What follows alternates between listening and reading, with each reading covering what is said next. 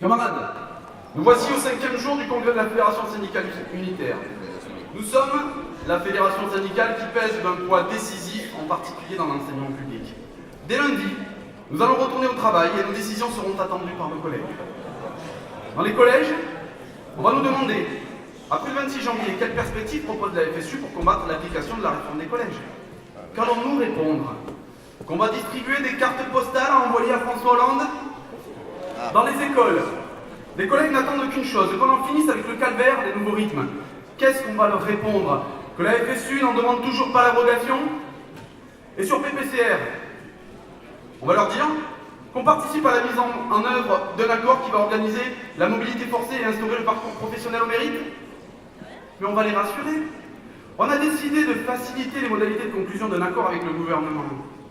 Mes camarades, la question qui prime sur toutes les autres, aujourd'hui même, à l'Assemblée nationale débute l'examen du projet de loi qui inscrit dans la Constitution et l'état d'urgence et la déchéance de nationalité. Sur ce point, le Congrès a un mandat. Du Mans, nous avons envoyé tout notre soutien à un rassemblement convoqué aujourd'hui à Paris, à proximité de l'Assemblée nationale, dont il y a fort à parier qu'il restera symbolique. Et demain, nous serons le 6, et rien n'aura été réglé. La question d'un véritable combat contre l'état d'urgence reste posée. Camarades, je le répète, nous sommes le congrès de la FSU. Nous avons le pouvoir, par les décisions que nous prendrons aujourd'hui, d'influer sur le cours des choses. Nous devons mettre toute notre force dans la balance pour empêcher que demain on ne se réveille dans un pays où le droit de manifester, de faire grève sera remis en cause. Un pays où la Constitution ne comporte pas de mesures qui sont le décalque de la Constitution de Vichy. Un pays où les ouvriers peuvent encore se battre contre la fermeture de leur usine sans risquer la prison. Tout au long de ce congrès, la direction fédérale a choisi d'afficher son soutien au coup d'heure par une banderole au-dessus de notre tête. Nous avons décidé à l'unanimité d'exprimer publiquement ce soutien. Nous avons brandi symboliquement, pour une photo, des cartons rouges au gouvernement.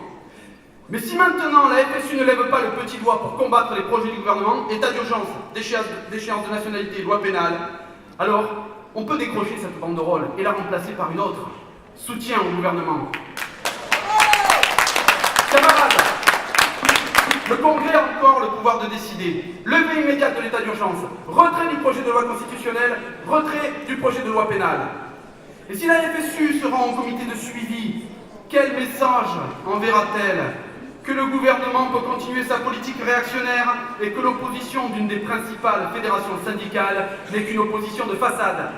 Camarades, il faut aller là où ça se décide, à l'Assemblée nationale. C'est donc à l'Assemblée nationale que doivent nous appeler à manifester l'ensemble des organisations ouvrières de jeunesse. Il y a une majorité PS-PCF. Il faut exiger d'elle qu'elle vote contre la mise en place d'un État policier.